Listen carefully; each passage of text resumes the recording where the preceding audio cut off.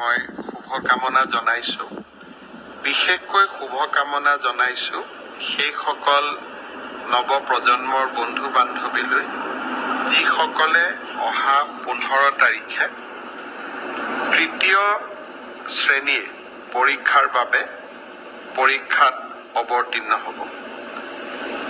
এই পৰীক্ষাৰ জৰিয়তে আমি প্ৰায় ৭,৫০০তকৈও অধিক পদবী অসম চৰকাৰত থকা তৃতীয় শ্ৰেণীৰ চাকৰিৰ পদ পূৰণৰ বাবে আমি চেষ্টা চলাম।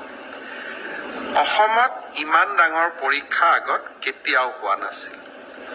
11 লাখ ছাত্ৰ ছাত্ৰীয়ে 15 ছেপ্টেম্বৰত পৰীক্ষাত অৱতীৰ্ণ হ'ব। মই অলপ আগতে লিষ্টখন চাইছিলোঁ। 11,23,000 পৰীক্ষাৰ্থী হ'ব। চেণ্টাৰ হ'ব 2,305টা।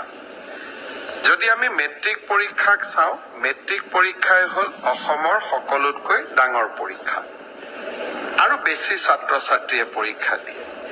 এই পৰীক্ষাটো মেট্ৰিকতকৈ 3 গুণ হ'ব আৰু 2305টা কেন্দ্ৰত পৰীক্ষা পতা, আৰক্ষী মোতায়েন কৰা, চেণ্টাৰ ইনচাৰ্জ এটা বৃহৎ কৰ্মযজ্ঞ।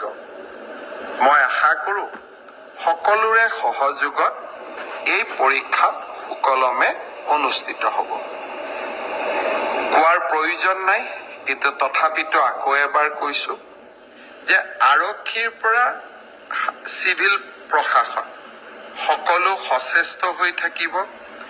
কোনো পৰীক্ষাৰ্থীয়ে যাতে কোনো কাৰণতে অসৎ উপায় অৱলম্বন কৰিব নোৱাৰে। মই আকৌ কৈছোঁ, মেৰিটত মই চাকৰি পাইছোঁ ক'ব খুব সহজ, কিন্তু মেধাৰ ভিত্তিত পৰীক্ষা পতা কিমান কঠিন কাম তাক আমি আজি পদে পদে উপলব্ধি কৰোঁ। 2305টা চেণ্টাৰ, 11 লাখ পৰীক্ষাৰ্থী, 11,23,000 পৰীক্ষাৰ্থী, ৰাইজে সহযোগিতা কৰিব যাতে এই পৰীক্ষাটো আমি সুন্দৰ আৰু সুকলমে সমাধান কৰিব পাৰোঁ।